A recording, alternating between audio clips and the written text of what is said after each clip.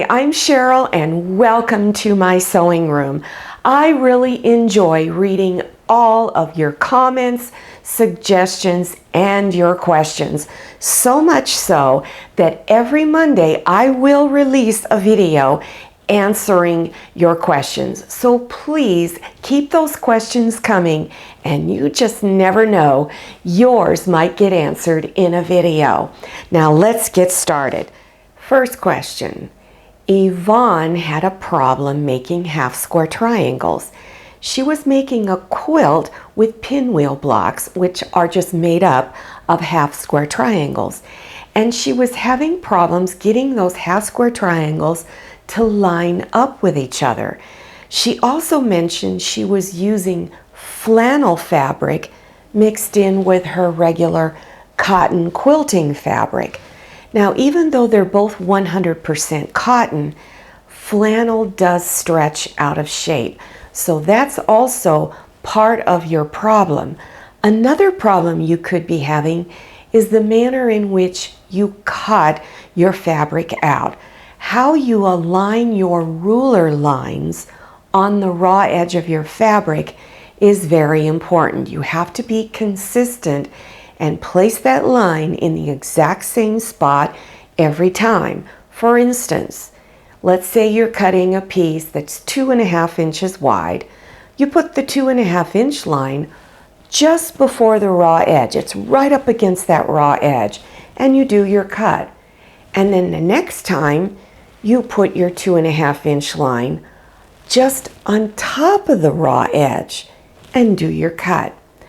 Over time, when you start being inconsistent about placing your ruler, things are going to be uneven. Now, I use a technique that I just love for making half square triangles, and I rarely have a problem. So let's take a look at a video in which I was making half square triangles, and I'll show you the technique I was using. Take your two 3.5 inch orange fabrics, which is fabric A, and your fabric C green fabric, and place background fabric 3.5 inch squares, front sides together with all of your pieces. Then take a ruler, line it up corner to corner, and draw a line. And do this on all 3 pieces. Then on each side of the line, you're going to go over 1/4 inch and stitch. And then on the other side, go over 1/4 inch and stitch. Then you're going to take all of your pieces, line your ruler up on the drawn line, and cut them in half. Then you're going to press your seams and make sure you press the seam going towards the lightest fabric. After they're all pressed, then you want to cut these down to size 2.5 inch square. So take your ruler, and in the middle of the ruler is a diagonal line that goes from corner to corner. Place that line right on top of your seam and center the 2.5 inch area here, because here's my 2.5 inch line here and here, and you want a little bit of fabric hanging out past all those edges. So go ahead and trim one side and then trim the other side. After that, now take this corner and bring it around over to here. Place your diagonal line back on there. Place your 2.5 inch line here and here on the previously 2 cut edges, and making sure that diagonal line is still on there. So always take your time when you're squaring your blocks up, because then you don't have to redo them again. And cut your last side. Now you want to do that to all of your half square triangles. Boonchilla wanted to know how to put a ruffle in a pillow. So let's take a look at a piece out of this video on how this ruffle is laid into the seam of your pillow fabric. So the first thing you want to do is take your ruffle and you're just going to fold it in half. And at each halfway point, you're going to put a pin. See how I've got a pin there? And then I've got one over here on the other end.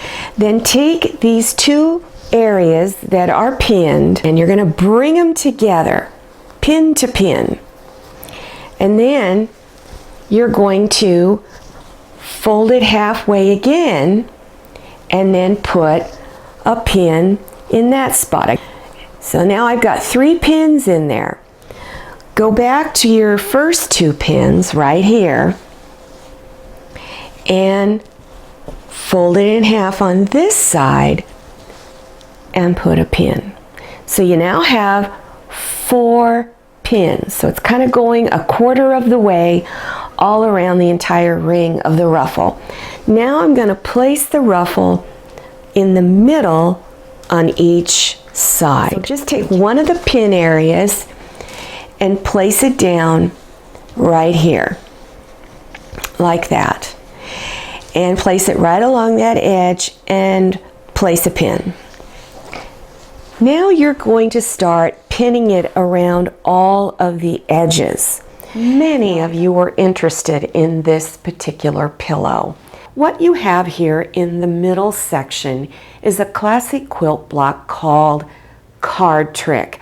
I have 2 different versions of this quilt block. One is as you see it using 2 different colors, and the other one is making 4 different colors in it. So you could go to either one of those quilt block videos, make your quilt block, and then add your double ruffle around the edge. If you're interested in learning how to assemble everything together, then watch that previous video on how to put the ruffle into a quilt, because it's also a slip cover. So it's easy to slip your pillow in and out whenever you want to wash it, or you just want to put a different pillow cover on your pillow form. Lisa was interested in making this pumpkin placemat. So what you have over here are some squares on one side and then strips of fabric pieced together to make the shape of a pumpkin. It has binding on the edges. What she was interested in is what did it look like on the back side. So you see it's just whatever fabric you want on the back, and your binding is folding over the edges.